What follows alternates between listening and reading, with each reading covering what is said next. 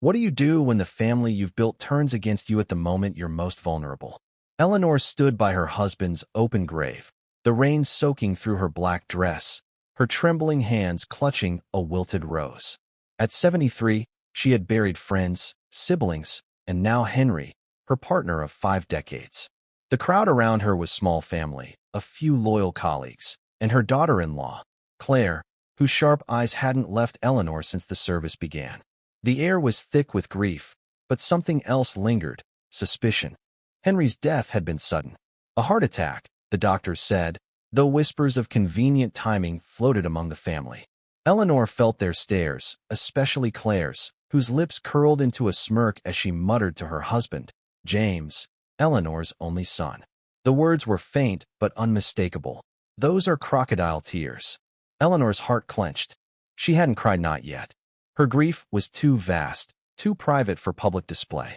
But Claire's accusation cut deeper than any blade. Did they think she was glad Henry was gone? Eleanor and Henry had built a life together, not just of love, but of legacy. Their wealth, earned through decades of real estate ventures, was substantial.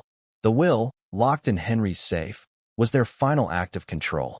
Eleanor knew its contents by heart, but no one else did. Not James, not Claire, not even their 2 grandchildren.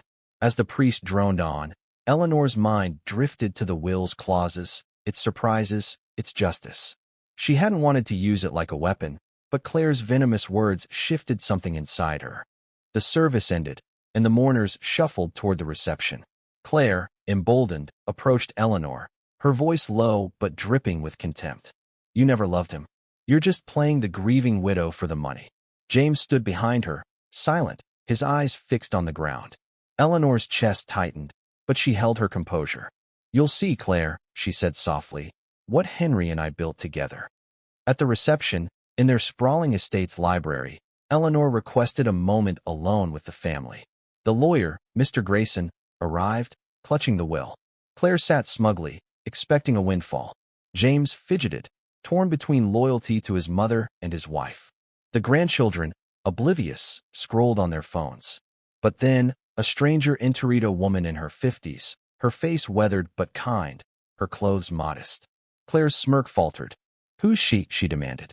Eleanor introduced her. "This is Margaret, Henry's sister." Gasps filled the room. Henry had never mentioned a sister. For years, he and Eleanor had quietly supported Margaret, who had struggled with addiction and homelessness. They'd funded her recovery, her home, her new life without telling the family. Claire's face reddened. "What's she doing here?" Mr. Grayson opened the will. The room fell silent as he read Henry's words. The estate was not to be split evenly, as Claire had assumed. Half went to Eleanor, to ensure her comfort. The other half, to Margaret, for her second chance, and to a foundation for addiction recovery in Henry's name. James and Claire would receive a modest trust, enough to live comfortably, but not extravagantly. The grandchildren's education was fully funded, but nothing more.